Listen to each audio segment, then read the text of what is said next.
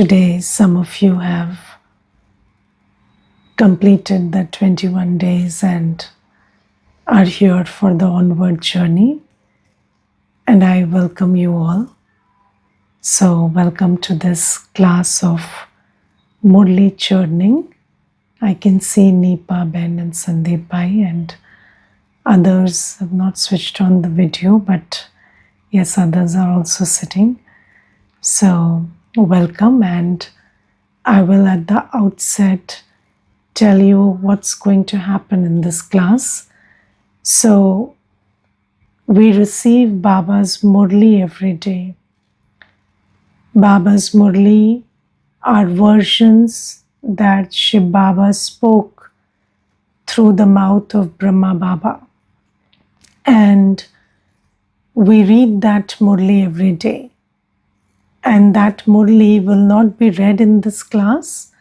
You have to read it. There is an app called the Madhuban Murli app. You can download it, and on that, on the right hand side, there's a bar which you click and you get the options for the language in which you want to read the Murli. Now, if you are okay with Hindi, then the Hindi Murli I read online every day. So you can listen to the whole Murli. It is posted in the group that you are attached to, and it is on my channel. And you can listen to the whole Murli with explanation. And if you don't understand Hindi, then you can just go to the Madhuban Murli app and read the English Murli before you come to this class, or even later. But if you come to this class after having read the Murli, this class will make more sense. And then in this class, what we will be doing is we will take points, certain points from the Murli, and understand them in detail, because Baba's Murli is like waves of the ocean of knowledge, and every wave has a lot contained within, and we will try to just look at all the layers and all the treasures that Baba is giving in different points. So today we will start the Murli Manthan, and first point we will take is Baba says Om Shanti every day in the beginning.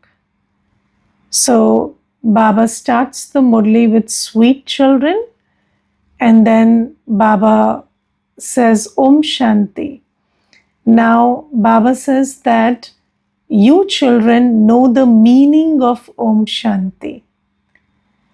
And you see that there are many things that are considered to be mantras in bhakti. So you use the word mantra. Now Baba says that Om Shanti is a mantra for us. Now, mantra is not something you chant, because just by chanting something, you are not going to gain power through it. Now, when you chant something, then why is it considered beneficial to chant something? Because when you chant, then as long as you are chanting some powerful word, for that duration, you are not thinking about or speaking something which is wasteful or negative. Okay? That is the assumption. So let's say I'm doing chanting for half an hour. I'm just saying Ram, Ram, Ram, Ram, Ram.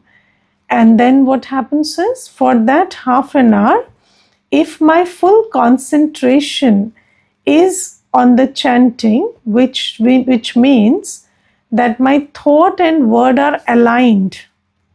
Now, this is a very important thing, because mostly our thought and word are not aligned, right? So, if my thought and word are aligned, with that assumption, we say that for half an hour, if you are chanting Ram Ram, then you are not thinking about any wasteful thought and negative thought. And for that length of time, you have saved yourself from depleting your spiritual energy.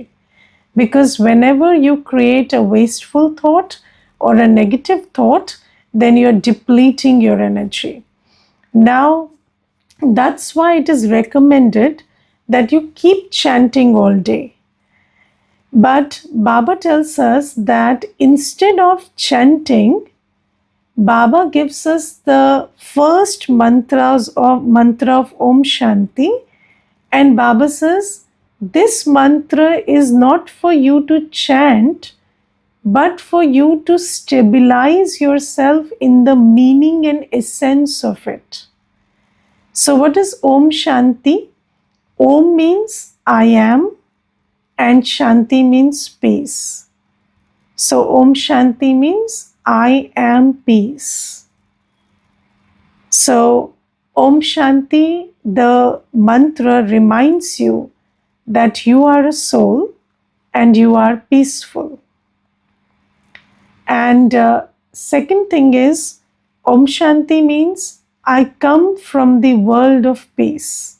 I am peace means I come from the world of peace. That's why I am peace. And third is, my Father is the ocean of peace.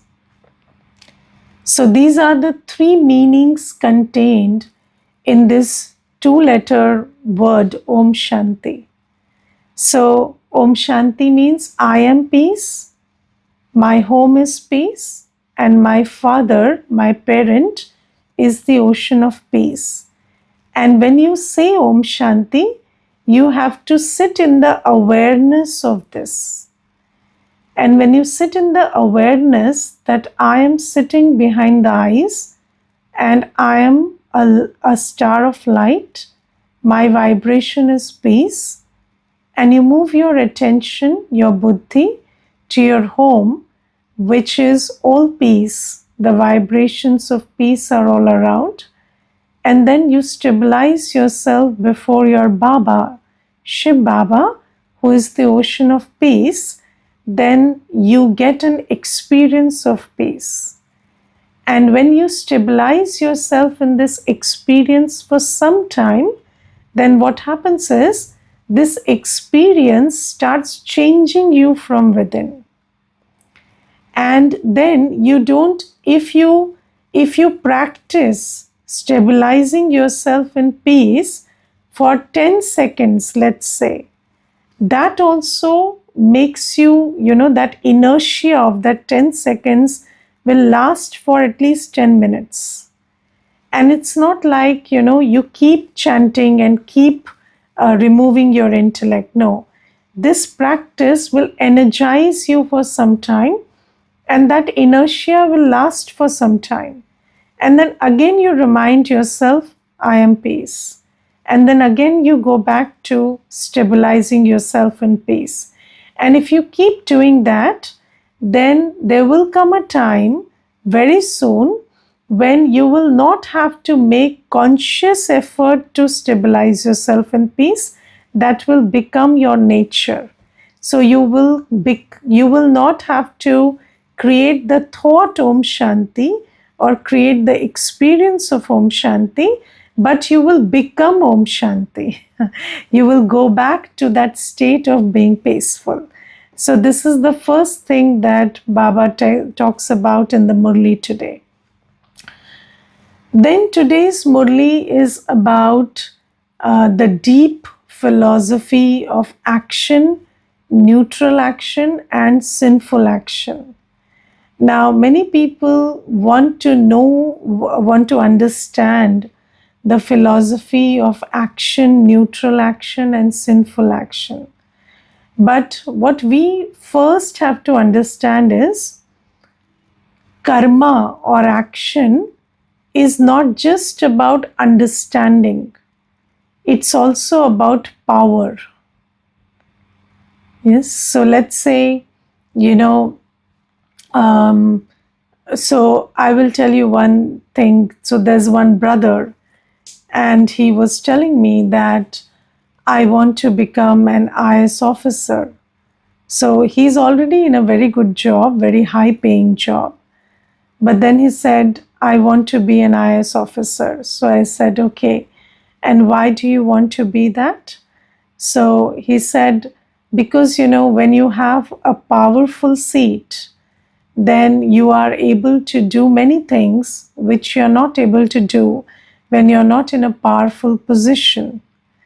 So I told him, then if that was so, then there are so many, officers in the country, and the country would have been a much better place. But that is not so. So it's not just about, sitting on a seat of power. It's also about having the power to use that seat. And that is spiritual power.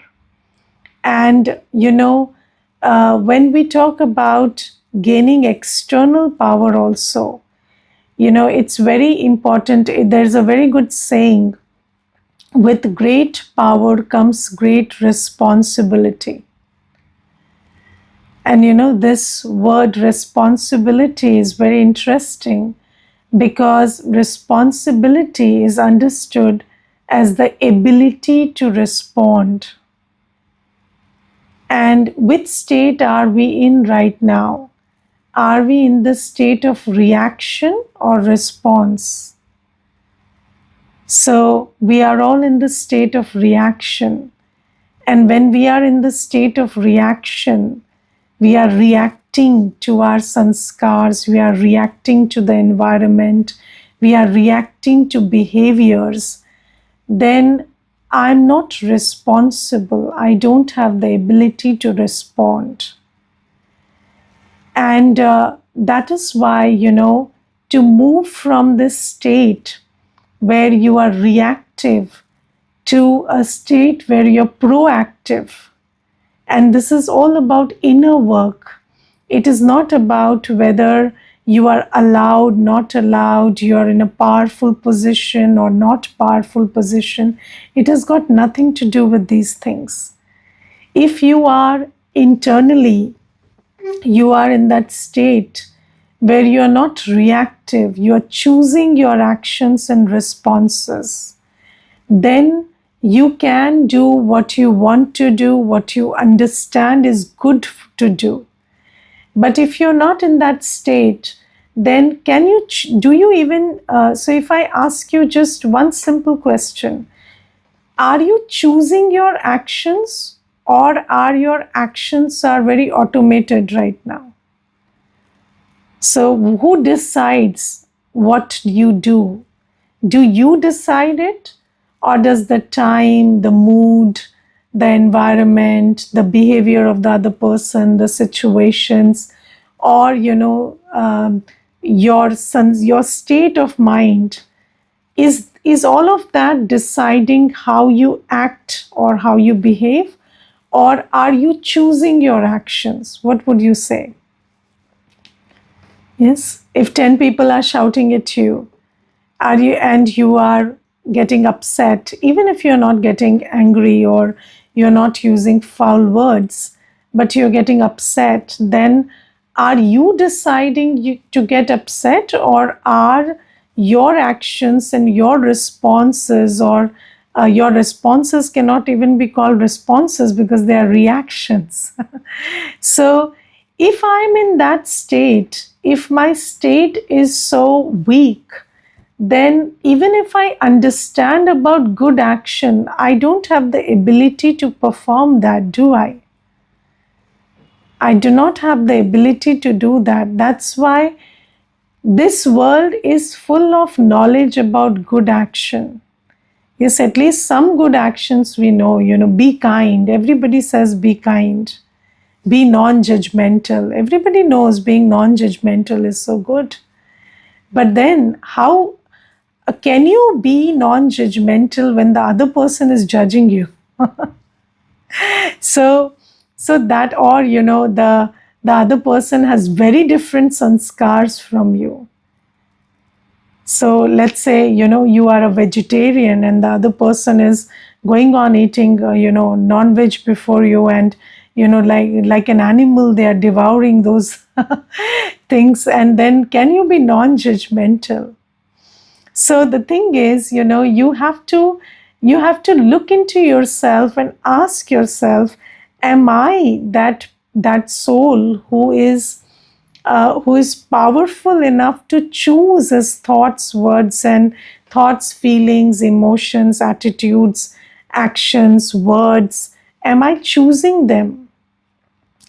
Because, in my opinion, right now, 99.99% of all our actions are reactions. We are not acting in the day, we are only reacting. Yes. So, is the alarm waking you up, or are you getting up? Who is waking who? So, your waking up is also a reaction to the alarm. Do you know that? So, the alarm goes off first, then you wake up. So, you are not choosing to wake up. The alarm is making you wake up. And sometimes the alarm is forcing you out of bed because you have set 5 alarms, because if one goes off, you are just snoozing it and again sleeping. So, am I choosing when to wake up? Am I choosing what to eat? Or are my sanskars deciding what to eat? Is my mood telling me what to eat? Or am I choosing what's healthy for me and what I should eat? So, and you see, if people were really choosing all their actions, I don't think they would choose anything that they are doing right now. You wouldn't choose to think the way you do. You wouldn't choose to speak the way you do. You wouldn't choose to act the way you do.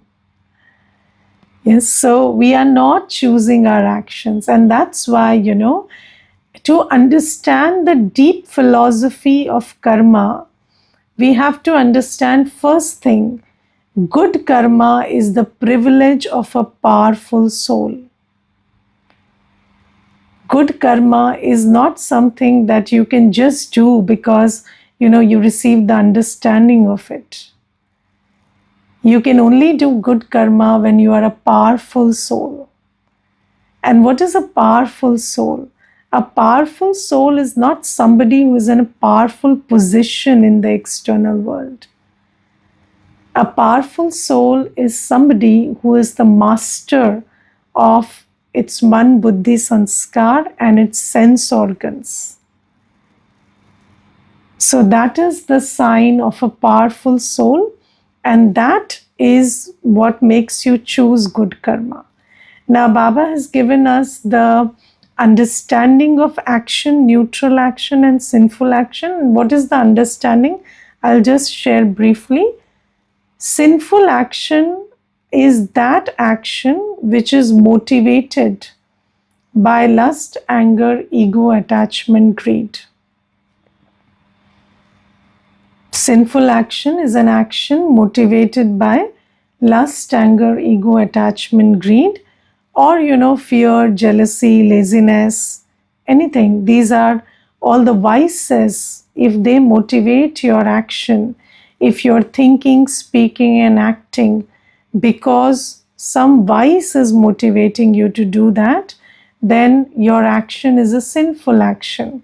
It may not have a very immediate sinful response. Maybe you don't bear the brunt of it immediately, but that's a sinful action and you will have to pay for it sooner or later. So let's say if I am critical of somebody, I think I'm right and they are wrong, and I'm better and they are bad. So I'm just creating thoughts of criticism inside. So maybe I'm not even I'm very polite and I am not criticizing them through words also. But then what is that thought doing to me? It is damaging my mental health. And sooner or later, I will face the brunt of it. So, and sometimes, so have you seen that when people go on travels, then they do not realize that they are out of fuel until the indicator goes off. And if they have not, if they have not taken care to remember, when they fill the tank and check it continuously, then they will only get to know when that the fuel is less when the indicator goes off. And then they have very little time to fill it up. And that's how, maybe the indicator is not going off right now, but the tank of sin is getting full. So, sometimes you feel that we are not facing any consequences, no physical, mental, financial, or situational, or, in terms of favorable, unfavorable relationships. These consequences are not coming up. So we think maybe we are doing good. That's why the consequences are not coming up. But actually, the tank is getting fuller and fuller every day. And then one day the consequence comes up, and then you wonder, where did it come up from so suddenly? But it didn't come up suddenly. It has come after a long time, and until then the tank was getting full. This is just the indicator. So that's why Baba says that if you are performing actions motivated by lust, anger, ego, attachment, greed, fear, jealousy, laziness, or all of these negative emotions, then that tank of sin is getting full, whether you realize it right now or not. I will tell you one story. So when we shifted, so when we started doing seva, I'm telling you of a time 15 years back. So at that time we had a neighbor, and she was a lady who was very robust for her health at 75 years of age. And she used to go for walks and be very dignified in her conduct, and she was a nice lady. And at that time, the center just opened in the vicinity. We were her neighbors. And she was very nice to me because her mother used to be a BK, but she never became a BK. So she one day she told me her history, that her mother used to go to Brahma Kumaris, and she was one of the people who came in the beginning, and she did a lot of seva in the organization also. So she told me all this stuff, and then she said, I don't very much, I don't meditate, or I don't believe in spirituality very much. So I said, okay. So then she used to, this good morning, good evening used to happen. And many times I asked her, you should come to the center and take the course, because, God has come and He's giving us, the method to reach our final destination when we reach our final moments. So you should come and take that method. And then she used to say, no, I'm doing just fine, I'm going for walks, I'm enjoying my dinners, I'm okay, I'm good, to each his own. She used to tell me this stuff. And then, after some time, I stopped seeing her outside. And then I had this thought, where had she gone, or what is she doing these days? But then one day I was coming back from office. At that time I used to do office also. So I was coming back from office, and I heard her shouting. She was, sister, sister, she was shouting from inside her house. And then I looked inside and I saw her lying on the bed and shouting at, she was calling me. So when I went inside, I asked her what happened. So she said, I fell down once in the bathroom, and then I broke my back. And after that, I fell 3 times consecutively. And then my back is in such a bad state that it can't be operated. And I'm lying on the bed for the last 4 months.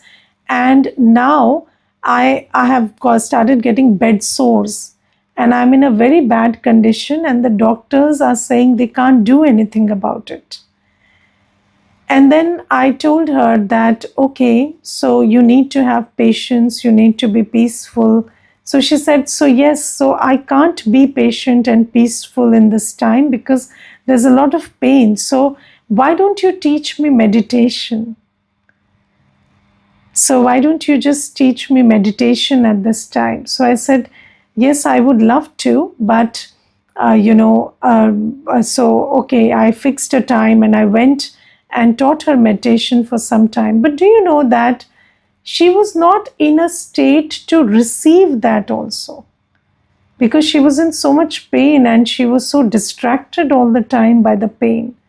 So, why I'm telling you this story is sometimes, you feel that maybe my account of sin is very less because I'm not right now experiencing the burden of those sins in a very practical way.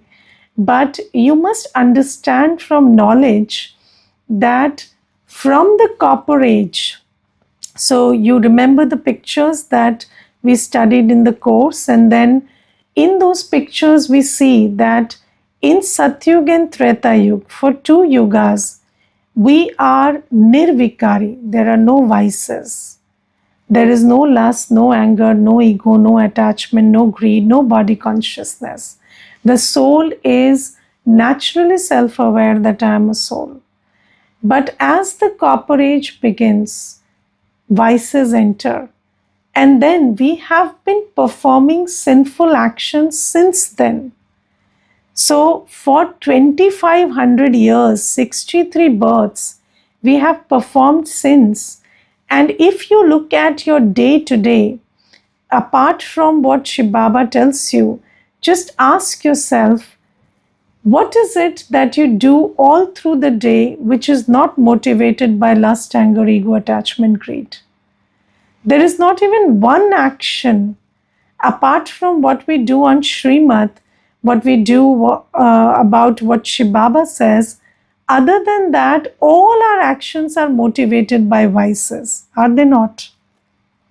Yes, even if you're talking sweetly to somebody because you are attached to them. When you're not attached to them, you don't choose sweet language also. So all our actions are motivated by vices. So for somebody I have anger, for somebody I have superiority complex, for somebody I have inferiority complex, and I'm just operating according to my ego or my anger or my attachment or greed or lust and everything. You go to office, it's because of the money or because of the ego that you get boosted because you're working and stuff. So all our actions are motivated by vices. And Baba says that this is why now you have to understand that our urn of sin is at its peak. And now Baba says that, so this is sinful action. Then second is, so what is a neutral action? What is neutral action? Neutral action is an action which has which creates neither good karma nor bad karma. And when does that kind of action happen? That action happens in the Satyug and Treta Yuga. Satyug and Treta Yuga are the time when neutral action happens, because at that time the soul is pure and everybody is happy around. So when you're doing good karma, your karma is not motivated by lust, anger, ego, attachment, greed. Because you're a loveful, peaceful, powerful soul, you're doing that karma. And B, because everybody is also happy and content, your karma is not making anybody better. Your karma is not making anybody happier. So you don't create good karma or bad karma out of it. And then Baba talks about good karma. When does good karma happen?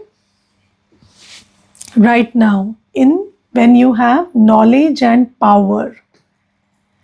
So when you know that you should do karma because not motivated by lust, anger, ego, attachment, greed, but because Baba told you to. So right now, when we come to Baba, why should we do anything that we do? Just for one reason, because Baba told me to. Why do you get up in the morning? Not to prepare breakfast, not to go to office. You get up in the morning to remember Baba, because that is Baba's direction. When you get up for Baba, that is good karma. Do you understand that? When you cook for Baba, although everybody in the family will eat it, but you cook for Baba because you want to offer bhog to Baba, then that is good karma. You do the same thing, but what is your motivation? Your motivation is not vice, your motivation is Baba. Yes, so I take this class for whom? Because Baba told me to. So this is good karma. Now, if my intention and my motivation changes, if I take this class and think that, this soul should appreciate me, or this soul should be thankful to me, then this karma becomes a source of sorrow. Yes, because that soul may appreciate, that soul may not appreciate. And then that same karma will become the source of sorrow. But if I'm doing it because Baba told me to, then I'm always receiving Baba's blessings and my heart is full of joy because I'm receiving that feeling that Baba is watching that I'm doing it because he directed me to. You go to office. Why do you go to office? Because you want to earn money and use it for your own sustenance and also, do some seva for Baba. So when that is the motivation, then every karma becomes good karma. When you interact with the soul, then when you look at that soul as Baba's child and you want to give them what they need, and every soul needs respect, love, happiness, peace, and appreciation. So when you give that because Baba told you to, that becomes good karma. So Baba says this is the philosophy of neutral action, sinful action, and good action. But you will only be able to do it when you are so one is understanding, you understood what is good karma, but second is the power. Yes, so if you have lust, anger, ego, attachment, greed, will you remember Baba while setting the alarm, or will you remember breakfast while setting the alarm? Yes, so you may create a thought, okay, I'll wake up and remember Baba, but the next thought will come, okay, and when I wake up early, I'll also prepare breakfast early. And then I'll be able to, go for a walk or this or that. But you must, keep surrendering every thought and keep making it about Baba. And this will happen slowly, gradually, eventually. But keep taking one baby step. Whenever you start to do something, maybe in the middle you'll forget Baba, but at least when you start doing something, make it about Baba. So create that intention.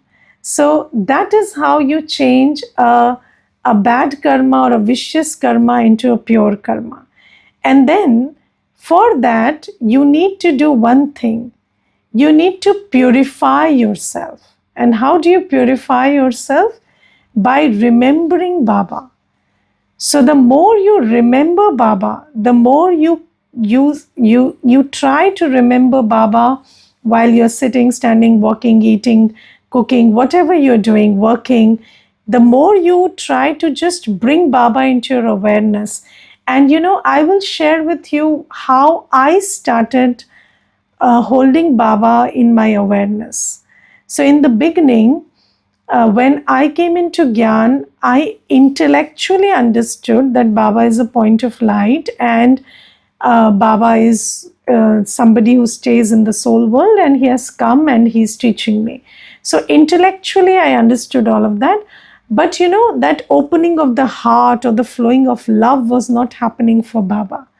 So then, what I started doing in the beginning was, I will share it to you because you are also beginning your journey. So, at that time, I used to think about Baba as a screensaver that has to be on the screen of my mind as soon as my necessary thoughts are over. So, I just used to, just like you have a laptop or a computer and you have a screensaver on it. So, I made Baba my screensaver first. So, just a point of light radiating peace, purity. And I used to just, whenever I finished work, whenever I sat calmly, I used to think that my mind has a screensaver right now, and I'm just relishing that screensaver. Just like, if you have a good screensaver on screen, then you start looking at it whenever you're free from work, and it kind of calms you. So I made Baba my screensaver both on the laptop and on my mind. And with that, I started remembering Baba. So, remembering Baba in the beginning will not happen naturally or with love. So, it will happen very technically or with awareness, with consciousness. Very consciously, you have to remember Baba. But slowly, gradually, as you purify yourself through Baba's remembrance, so this practice will increasingly purify you. And when you start becoming pure, then your heart will open with love for Baba. So this is how you gain purity, and the pure power to do good actions comes from purity. And then when your heart is aligned, then you will do everything in remembrance of Baba, and that will make it good karma. Okay, Om Shanti.